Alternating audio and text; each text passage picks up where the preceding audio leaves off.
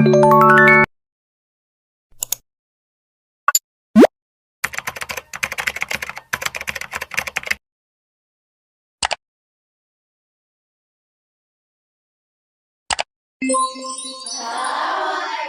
warahmatullahi wabarakatuh. Kami dari kelompok 5. Nah, ini menjelaskan tentang mengontrol emosi. Sebelumnya perkenalkan, nama saya Nabila Nora Safira Putri. Saya Alvina Zahra. Saya Fatia Zara Jusania. Saya Anita Salmiyanti. Saya Amelia Putri Andisya. Nah, kalau sudah perkenalan, mari kita simak yuk. Selamat menyaksikan. Nah, saya kan di sini akan menjelaskan tentang pengertian mengontrol emosi. Nah, sebelum kita ke mengontrol emosi, saya akan menjelaskan emosi ini apa sih? Emosi ini adalah reaksi intens terhadap sesuatu atau suatu kejadian. Nah, emosi ini bisa merupakan senang terhadap sesuatu, marah akan seseorang, atau takut terhadap sesuatu. Nah, mengontrol emosi sendiri adalah mengendalikan emosi yang saya sebutkan tadi agar tidak direaksikan secara berlebihan. Nah, cara-caranya gimana sih? Kita simak ya bareng-bareng. Setelah saya akan ada Alvina Zahra yang akan menjelaskan tentang macam-macam emosi. Dalam video sebelumnya kan sudah dijelaskan nih tentang pengertian emosi. Jadi di sini saya ingin menjelaskan 3 macam sumber emosi. 3 macam dari sumber emosi itu kayak ada dari lingkungan keluarga, dari pertemanan, dan lingkungan sekolah. Dalam lingkungan keluarga itu contohnya apa sih? Dalam lingkungan keluarga itu contohnya tuh kayak kita kan pulang sekolah sore nih. Nah, terus pas kita pulang tuh adik kita bermain dengan temannya. Nah, terus dia dibereskan lagi. Itu memicu salah satu emosi kita ya, karena di posisi lain itu kita harus membereskannya. Nah, dalam contoh lainnya tuh kayak seperti percekcokan dalam keluarga atau perceraian dalam keluarga. Nah, di sisi lain itu kita bingung ingin memilih ibu atau ayah. Nah, itu bisa satu emosi kita karena kita ingin ikut tinggal bersama mereka berdua.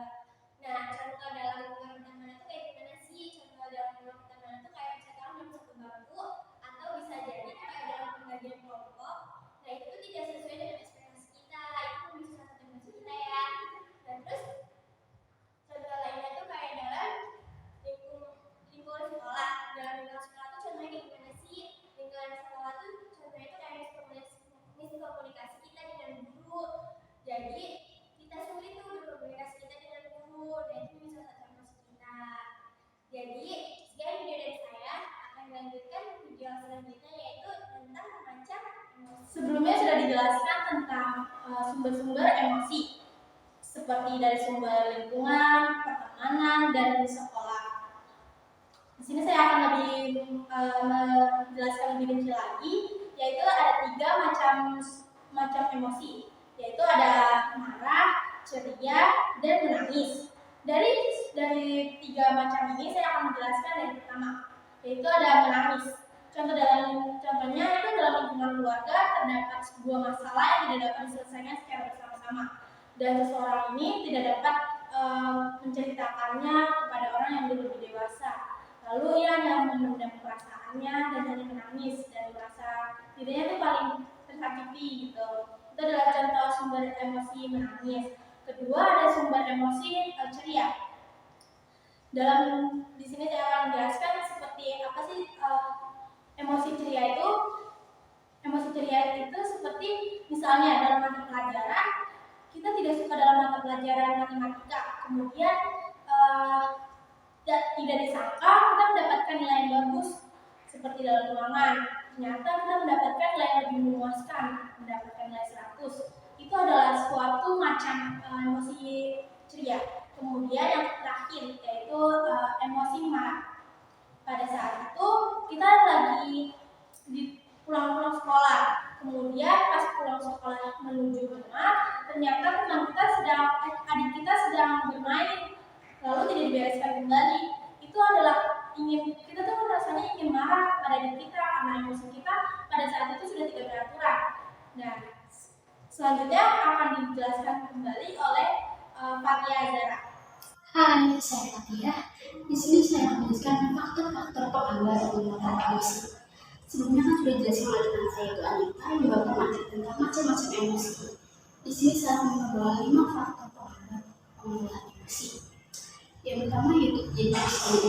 Misalnya di sini saya dapat berkomunikasi lalu mengalami rasa kecelakaan antara saya dengan dia. Tentunya di situ pasti saya akan mengalami rasa sedih.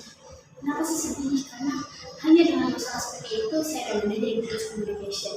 Lalu yang kedua yaitu sesuatu yang tidak kita ungkapkan. Misalnya seorang punya keluarga, lalu dalam keluarga itu punya masalah. Nah, pasti di seorang itu pasti ada rasa ingin buat cerita ke temannya atau kerabatnya, tapi tidak dapat diungkapkan. Nah, pasti di situ dia akan merasa stres. Lalu yang ketiga yaitu sesuatu yang tidak sesuai dengan ekspektasi kita. Misalnya di sini saya sudah berekspektasi agar mendapatkan keuangan produktif saya dan setelah setelah diberikan uangnya ternyata tidak sesuai dengan harapan kita. Di situ pasti saya akan mengalami rasa emosi yang kecewa sedih, marah dan banyak. Lalu yang keempat yaitu usia. Misalnya di sini saya sedang berkomunikasi orang yang sama dengan orang yang lebih tua atau orang yang muda dengan saya. Di situ pasti saya akan merasa takut. Kenapa takut? Karena takut sama belum salah beri saya mengerti seperti kayak ini orang apa sih gitu. Lalu yang akhir yang kelima adalah minder untuk berada di dekat dengan temannya. Contohnya pasti banyak bahwa sekarang kalangan anak muda sekarang pasti pada mengalami rasa insecure. Nah di sini pasti yang saya akan bahas yaitu misalnya seseorang yang punya pemimpin pertemanan yang teman-temannya itu pintar-pintar, tetapi orang tersebut kurang melakukan seperti itu. Maka dari itu pasti dia akan minder untuk berada di dekat teman-temannya. Sekian, terima kasih dari penjelasan saya. Selanjutnya akan dibawa oleh Amel membawakan materi cara mengelola emosi. Nah, sebelumnya kan udah dijelasin nih apa itu emosi, sumber-sumber emosi, macam-macam emosi, dan faktor-faktor penghambat mengelola emosi.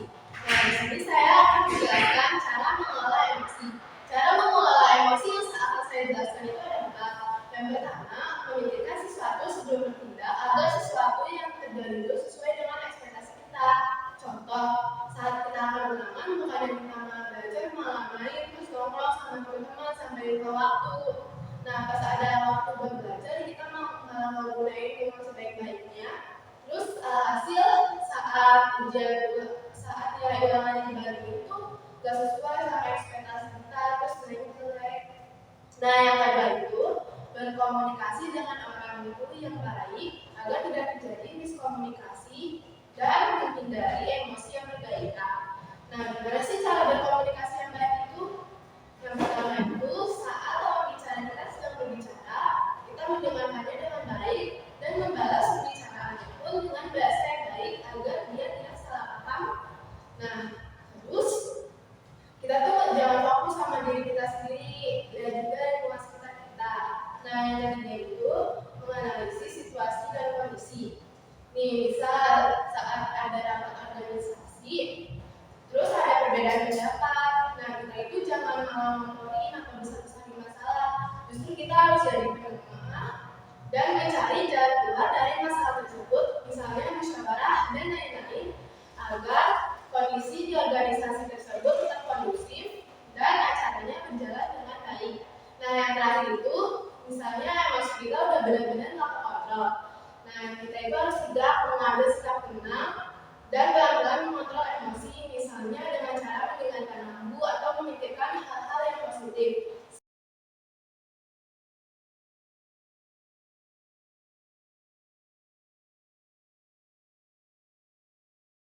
Sekian penjelasan tentang mengontrol emosi dari kami.